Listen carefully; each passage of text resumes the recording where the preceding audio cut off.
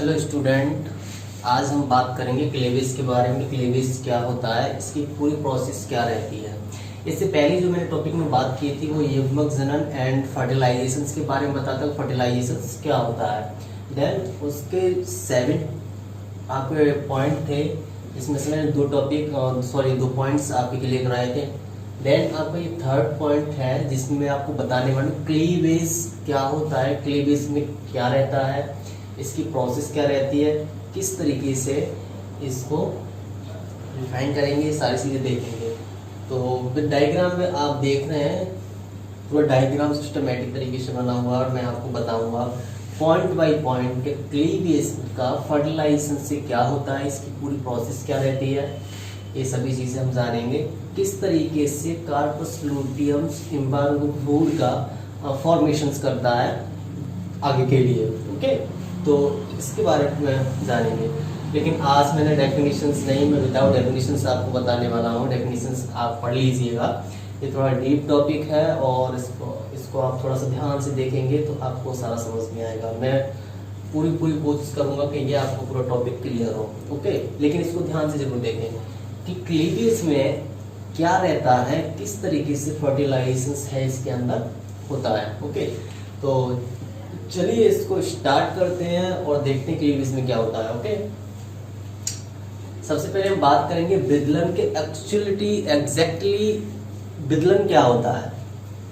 जब फर्टिलाइजेशन आपका होता है, तो फर्टिलाइजेशन जब आपका हो जाता है तो 24 आवर्स के बाद में, 24 घंटे के बाद में फर्टिलाइजेशन होने के बाद में विदलन यानी क्लीवेज आपका शुरू होता है। इसमें आपका क्या होता है कि पहले आपका समसूत्री विभाजन होता है। फर्स्ट टाइम, पहली बार आपको फर्स्ट टाइम आपको क्या होगा, समसूत्री विभाजन होगा, जिससे क्या होता है आपको फर्टिलाइजेशन की प्रोसेस क्रिया चालू हो जाती है, ओके। तो जब फर्स्ट आपकी फर्टिलाइजेशन की प्रोसेस जब स्टार्ट होती है तो देन आपका उस साइड सेकेंडरी सेल आपकी जो होती है वहां से आप स्टार्ट करते हैं, ठीक है। तो द्वितीय अंडकोशिका होती है वो किस तरीके से कार्य करती है, किस तरीके से काम करती है, इसके बारे में आज हम जानेंगे, आज हम सीखेंगे, ओके। तो चलिए शुरू करते हैं और आप ध्यान से देखें, ओके। तो चलिए सबसे पहले हम शुरू करते हैं। यहाँ पे लिखा हुआ है द्वितीय अंडकोशिका। द्वितीय अंडकोशिका में क्या होता है, सबसे पहले आप देख रहे हैं जोना पेलुसिडा जो रहता है, इसको आउटर सेल पेलुसिडा बोलते हैं, ओके। तो जोना पेलुसिडा में क्या होता है, द्वितीय अंडकोशिका में सबसे पहले जोना पेलुसिडा रहता है, जो इस सेल्स के आप देख रहे हैं, इस सेल्स के बाहर आपके इसकी जोना पेलुसिडा की लेयर रहती है, ओके। तो इसमें सबसे पहले क्या होता है कि इसके अंदर जो आपकी सेल्स है, ये न्यूक्लियस आप जो देख रहे हैं, ओके, जोना पेलुसिडा, तो ये जो है इससे आपको सबसे पहले क्या होता है, निषेचन होता है। निषेचन होने के टाइम पे क्या होता है आप देखेंगे कि सबसे पहले इसमें क्या होता है, द्वितीय अंडकोशिका जब बनती है, द्वितीय अंडकोशिका में सबसे पहले आपका फर्टिलाइजेशन होता है। जैसा कि मैंने आपको बताया था कि जब आपका फर्टिलाइजेशन होता है तो फर्टिलाइजेशन के अकॉर्डिंग, ओके, तो इसमें आपको क्या आता है, फर्टिलाइजेशन होता है। फर्टिलाइजेशन की क्रिया में आप देखेंगे सबसे पहले आप देख रहे हैं शुक्राणु, ओके, ये आप देख रहे हैं, इसके अंदर आपके शुक्राणु रहते हैं, इसमें सेल्स में आपके शुक्राणु अंदर जाते हैं, ओके। इसके अंदर जब शुक्राणु आपके जाते हैं तो आपको क्या होगा, यहाँ पर जब इतनी प्रोसेस होगी, देखिए समझ लीजिए द्वितीय अंडकोशिका में सबसे पहले जोना पेलुसिडा रहता है, जिसमें आपकी बाहर की लेयर रहती है, जिसे हम जोना पेलुसिडा बोलते हैं। इससे ये प्रोटेक्ट करता है इसके अंदर की सेल्स को, ओके, जिससे कि ये बाहर ना निकले।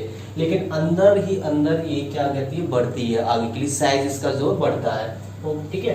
तो जब ये साइज बढ़ता है, इतना ही जो प्रोसेस रहती है आपकी फर्टिलाइजेशन की होती है। फर्टिलाइजेशन के टाइम पे क्या होता है कि स्पर्म जो होते हैं आपके इस सेल्स में अंदर आपके जाने लग जाते हैं, ओके। स्पर्म इसके अंदर जाएगा, शुक्राणु इसके अंदर जाते हैं। जब इसके अंदर आपके शुक्राणु जाएंगे, शुक्राणु जाने के बाद देन आप यहाँ पर देखेंगे जो कि आपकी तीसरा पॉइंट, तीसरी स्टेज है, इस स्टेज पे पहुंच के ये इसके अंदर जो 2 सेल्स देख रहे हैं आप, इसके अंदर जो आपको 2 सेल्स दिखाई दे रही है, इस 2 सेल्स के अंदर आप एक सेल्स पे नर प्राकेंद्रक है और दूसरे पर आपका मादा प्राकेंद्रक है, ओके।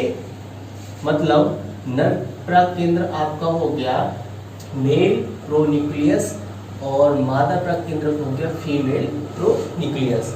तो जब आपका नर प्राक केंद्र पर आपको 23 क्रोमोसोम्स हो जाएंगे।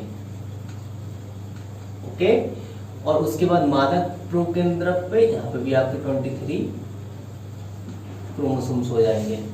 तो यहाँ से हम चलकर शुरू करते हैं, यहाँ से हम स्टार्ट करेंगे और यहाँ तक हम पहुँचते हैं। तो आप देख रहे हैं सबसे पहले क्या है, द्वितीय अंडकोश में जोना पेलोसिडा की बाहर लेयर रहती है, इससे ये इसको प्रोटेक्ट करती है जिससे आपकी सेल बाहर ना जा पाए। इसके अंदर ही इसका साइज बढ़ता है, ये अंदर ही डेवलप होती है, इसका विकास होता है। ओके, इसके बाद जो फर्टिलाइजेशन होता है, जैसा कि मैंने आपको बताया था पिछले टॉपिक में कि नर और मादा के फर्टिलाइजेशन की क्रिया जो होती है, तो उसके वेजाइना में आपका स्पर्म जाके चिपक जाता है, उसके बाद की प्रोसेस होती है। तो 24 घंटे के अंदर ये आपको फर्टिलाइजेशन होता है। फर्टिलाइजेशन में जितनी बार आपका समसूत्री विभाजन होता है, जितना आपका डिविजन होगा, उतना ही डीएनए आपकी वृद्धि होती है। डीएनए क्या होती है? वृद्धि होती है।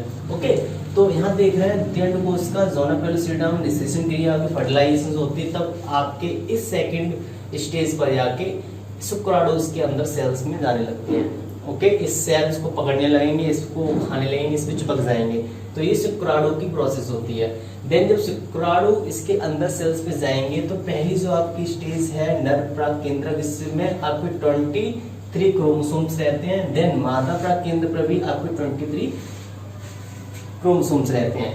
तो इतना जो प्रोसेस है, इसमें टोटल आपके नंबर ऑफ क्रोमोसोम्स कितने हो गए? 46 हो गए।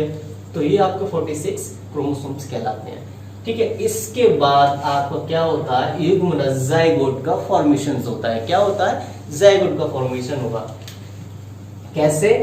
नर प्राक केंद्र और मादा प्राक केंद्र के बाद, जैसा मैंने आपको बताया था, ज़ायगोट का फॉर्मेशन तभी होता है, सबसे पहले आपका मेल का फर्टिलाइजेशन होगा कोटस के अकॉर्डिंग, देन उसके बाद में मादा का फर्टिलाइजेशन होता है, फिर आपस में जाके कनेक्ट हो जाते हैं, जॉइंट हो जाते हैं, चिपक जाते हैं, स्लीप हो जाते हैं, इम्प्लांटेशन इसका होता है। उसके बाद आपका फॉर्मेशन ऑफ ज़ायगोट, यानी कि ज़ायगोट का आपका निर्माण होता है। ओके, तो यहाँ आके आपकी 4 स्टेज है, 4 स्टेज पे आपका क्या हो गया? ज़ायगोट का आपका निर्माण हो गया। अब इसके बाद क्या होता है? जब ज़ायगोट, बेसिकली आप ये समझिए कि ज़ायगोट है क्या। ज़ायगोट क्या करता है कि सेल्स का निर्माण करता है। किसका? डॉटर सेल्स का। अधिक से अधिक सेल्स आपकी डेवलप करेगा, अधिक से अधिक सेल्स को ये बनाएगा। ओके, तो बेसिकली ज़ायगोट का क्या काम रहता है? सेल्स को डेवलप करता है, सेल्स का फॉर्मेशन करता है, नंबर ऑफ सेल्स बहुत ज्यादा रहती हैं। ओके, तो ये सेल्स का निर्माण करता है। ओके, युग्मनज। तो आपने देखा कि यहाँ से लेके यहाँ तक की, लेकिन ये जो पूरा इतना जो आपका प्रोसेस जो है, इतना जो आपका प्रोसेस है, वो आपका द्वितीय अंडकोश में है। ओके, सेकेंडरी उस साइड सेल्स में है आपका ये इतना। ओके, देन इसके बाद चलते हैं, फिर क्या होता है जब युग्मनज आपका हो जाता है। आगे चलिए। माय डियर स्टूडेंट्स, आप सभी लोग हमारे ऑप्टिमम सक्सेस एकेडमी नामक चैनल से जुड़ने के लिए आपको सभी को बहुत बहुत धन्यवाद। आप हमारी प्रत्येक वीडियो को शेयर करें और लाइक करें, हमारे चैनल को आप लोग सब्सक्राइब करें और बेल आइकन पर बटन जरूर दबाएं, जिससे कि हम रेगुलर वीडियो अपडेट्स जो कराई जाते हैं उनकी जानकारी आपको, उनका नोटिफिकेशन आपको समय पर मिलता रहे। ओके, तो अब आगे चलते हैं। ओके, तो देन क्या हुआ यहाँ पर आपका द्वितीय अंडकोश का शेप, आपका युग्मनज का ज़ायगोट का फॉर्मेशन होता है। ओके, अब आगे चलेंगे। इसके बाद क्या होता है? अब देख रहे हैं 24 घंटे के अंदर अंदर जब आपका फर्टिलाइजेशन होता है, उसके बाद विदलन की क्रिया आपकी स्टार्ट होती है। क्लीवेज में क्या होता है? तो युग्मनज बेसिक क्या करता है, इसमें जितनी बार आपका डिविजन होता है, जितनी बार समसूत्री विभाजन आपका हुआ, उतनी जल्दी आपका क्या होता है? क्लीवेज होना शुरू हो जाता है। 24 आवर्स के बाद में 6 डेज के बाद आपको 6 डेज में आपका विदलन यानी क्लीवेज स्टार्ट हो जाता है। तो 24 और 6 कितना हो गया? 30 हो गया। एंड 30 आवर्स के अंदर अंदर आपका विदलन जो होता है, क्लीवेज फैक्टर्स स्टार्ट हो जाते हैं। तो कैसे शुरू होते हैं? जब युग्मनज का जायगोट का आपका निर्माण हो जाता है। उसके बाद आपकी 2 संतति कोशिका बनती हैं, जिसे हम डॉटर सेल्स बोलते हैं, इस तरीके से।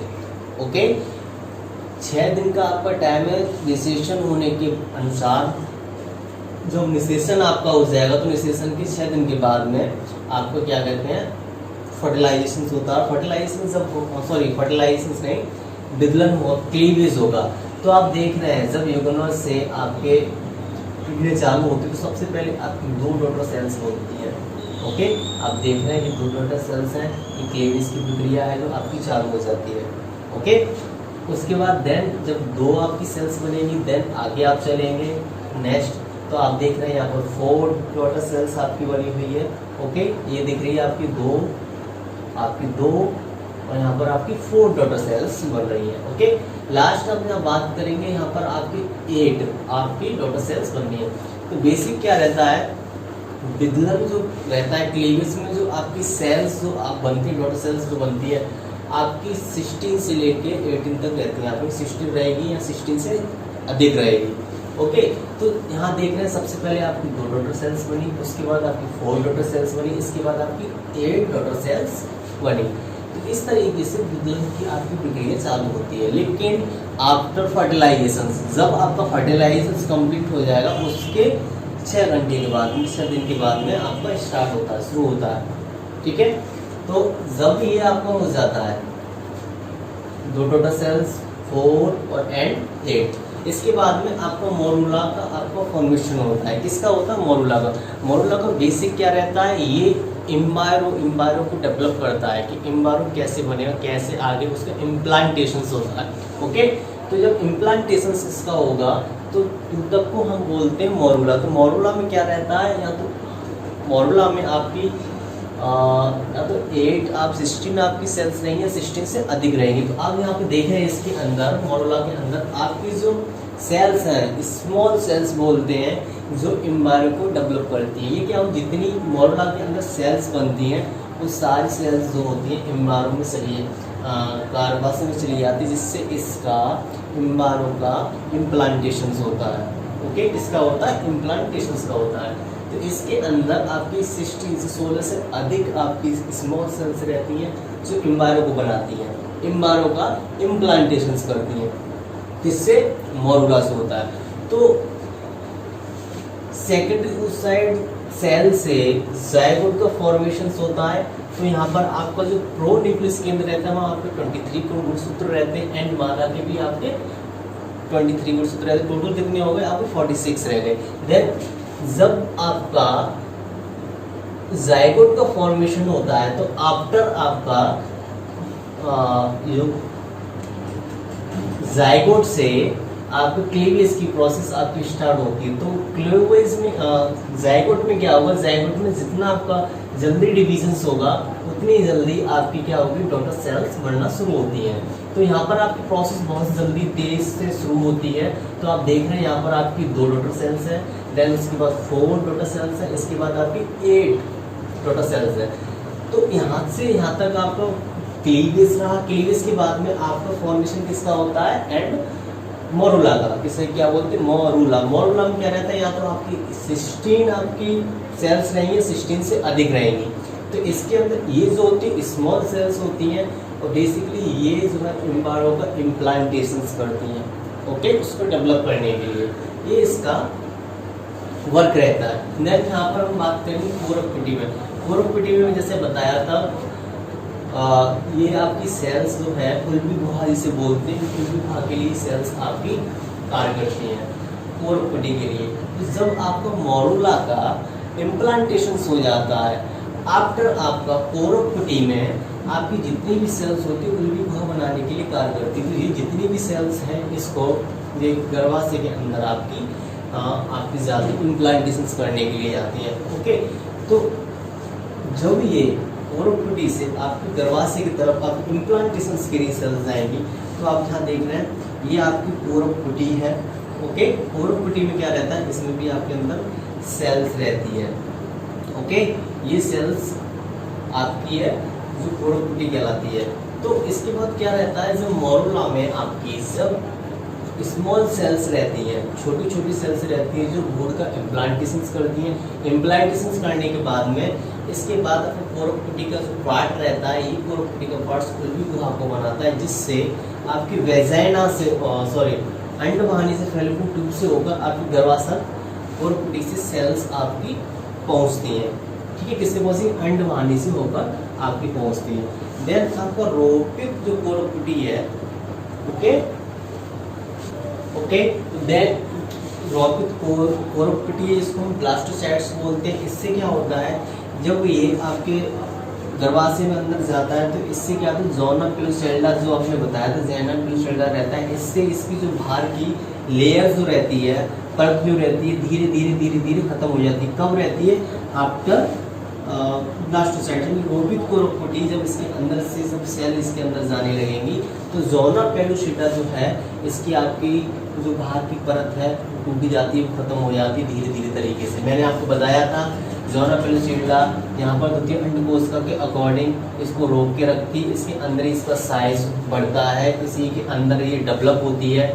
देन जब ये रोपिक पोरोकुटी से सेल्स आपके निकलेंगी तो जोना पेलोसेल्ला की जो लेयर रहती है वो धीरे धीरे समाप्त हो जाती है और ये गर्भाशय में अंदर तरीके से अंदर की ओर से जाने लगती है। ओके, तो यहाँ आप देख रहे हैं ये वाला जो पार्ट्स आपका है ये आपको गर्भाशय का है। ठीक है, आप देख रहे हैं अंडोस्कर्ष में आप देख रहे हैं ये वाला जो पार्ट्स को कार्पस लूटियम बोलते हैं। ठीक है, जो इसके अंडवाहिनी से ऊपर ही जाती है।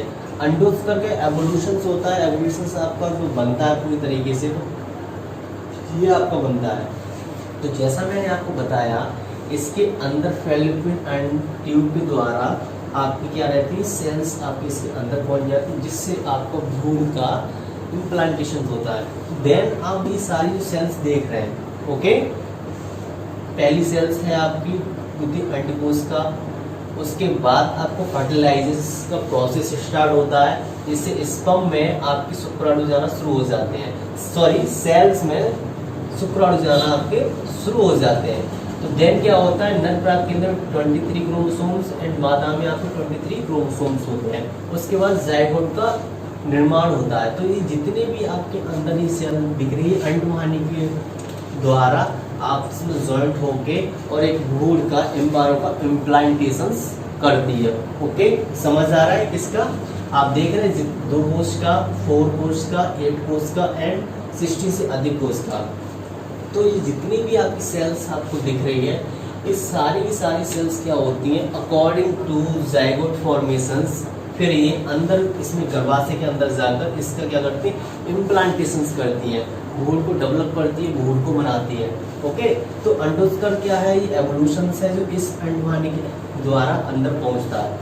परिपक्व पुटिका का मतलब क्या है, ये जो अंडकोशिका है इसके अंदर आप ये देख रहे हैं, जब तक ये पूरी तरीके से पक नहीं जाती, पूरी तरीके से इसमें बीज नहीं पड़ जाता, उससे पहले आपकी अंदर अंडवाहिनी से अंदर गर्भाशय तक नहीं पहुँचती है, यूटेरस तक नहीं पहुँचेगी। ओके, तो परिपक्व पुटिका जो रहती है ये पूरी तरह से परिपक्व हो जाती है, उसके बाद ही अंदर जाती है। ये वाला पार्ट्स आप देख रहे हैं एंडोस्कर बोलते हैं, एवोल्यूशन रहता है, एवोल्यूशन बोलते हैं। ओके, और ये जो आप देख रहे हैं इसी से आपकी जो अंदर आपके एवोल्यूशन से ओवम बनते हैं, धीरे धीरे तरीके से बनते हैं, इसे कॉर्पस लूटियम कहते हैं। ओके, क्या कहते हैं, कॉर्पस लूटियम बोलते हैं।